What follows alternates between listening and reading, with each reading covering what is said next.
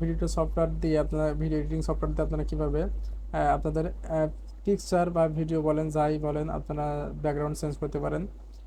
তো খুব সহজে কিন্তু আপনারা এটা চেঞ্জ করতে পারবেন। চলুন আজকে আমি সেই ভিডিওটা আপনাদেরকে এখন দেখাবো। তো আমি আমার কম্পিউটারে থেকে ক্যাপকাটটা ওপেন করে নিচ্ছি। ক্যাপকাট ওপেন করার পরে কিন্তু আপনার সামনে এরকম একটা ইন্টারফেস চলে আসবে। এখান থেকে আপনারা জাস্ট প্লাস নিউ প্রজেক্টে ক্লিক করে দিবেন। তবে এখানে ক্লিক করে দিচ্ছি। তো এখানে ক্লিক করার পরে আপনার সামনে এরকম একটা ইন্টারফেস আসবে। এখান থেকে আপনারা যে ভিডিওটা আপনারা এডিট করতে চাচ্ছেন বা কোনো ইমেজ ছবিটা এডিট করতে চাচ্ছেন, তো এখান থেকে এডিট করার জন্য আপনারা প্লাস ইম্পোর্টসে ক্লিক করে দিবেন। তো প্লাস ইম্পোর্টসে ক্লিক করার পরে আমি এখান থেকে আমার একটা ছবি আছে যেটা আমি এখন এর ব্যাকগ্রাউন্ড চেঞ্জ করবো। তার জন্য আমি যে আমার ছবিটা যে ফাইলে আছে সেই ফাইলে আমি চলে যাবো। তো আমার ডেস্কটপে আছে, আমি ডেস্কটপে ক্লিক করে দেবো। এখান থেকে আমার ছবিটা আমি এডিট করবো। তো ছবিটা আমি সিলেক্ট করে নিচ্ছি।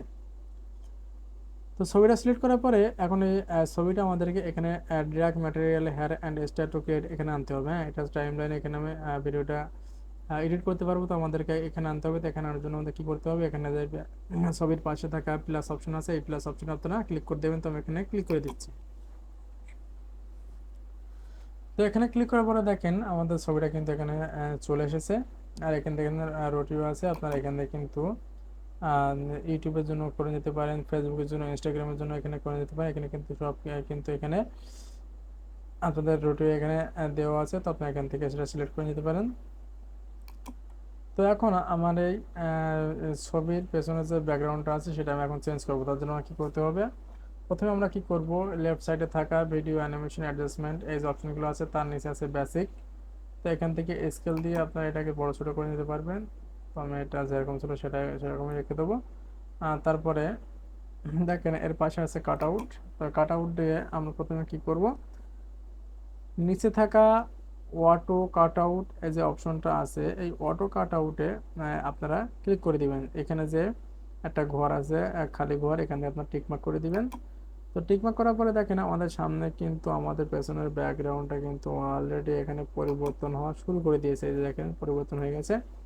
তো এখন আমার এই যে ইমেজের পিছনে যে আমি যে ব্যাকগ্রাউন্ডটা লাগাবো সেটা আমি অলরেডি গুগল থেকে সেভ করে নিয়েছি। আপনারা আপনাদের এই যে এখান থেকে গুগল থেকে এখানে আপনারা সার্চ বারে গিয়ে আপনাদের যে ব্যাকগ্রাউন্ডটা লাগবে সেই ব্যাকগ্রাউন্ডটা এখানে দিয়ে আপনারা কিন্তু ডাউনলোড করে নেবেন। হ্যাঁ, তো ডাউনলোড করার পরে আপনারা যে ফাইলে রাখবেন, তো আমি এখানে ক্যাপকাটে চলে যাচ্ছে। এখান থেকে আমি একটা ডাউনলোড করে নিয়েছি।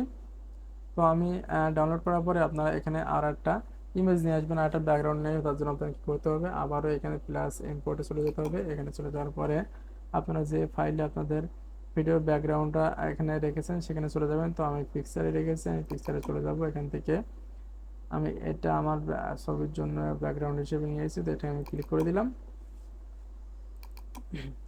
তো ক্লিক করার পরে আপনার সামনে এরকম একটা ইন্টারফেস আসবে। তো ইন্টারফেস আসার পরে আপনারা আবার কি করবেন, যে প্রথমে এখানে ট্র্যাক করে এখানে নিয়েছিলেন আপনারা এখান থেকে আবার প্লাস ক্লিক করবেন এবং এটা কিন্তু এখানে পাশে চলে আসলো। হ্যাঁ, তো এখন আপনারা কি করবেন, এটা যেহেতু আমাদের ছবিটা কিন্তু এখানে বড়, হ্যাঁ, তো আপনারা কি করবেন, এটা আপনারা এখান থেকে স্ক্রল করে টেনে ধরে এটা ছবি সমান করে নেবেন, এই পর্যন্ত করে নেবেন। যতক্ষণ না যতক্ষণ টেনে এই পর্যন্ত এইভাবে করে রাখবেন।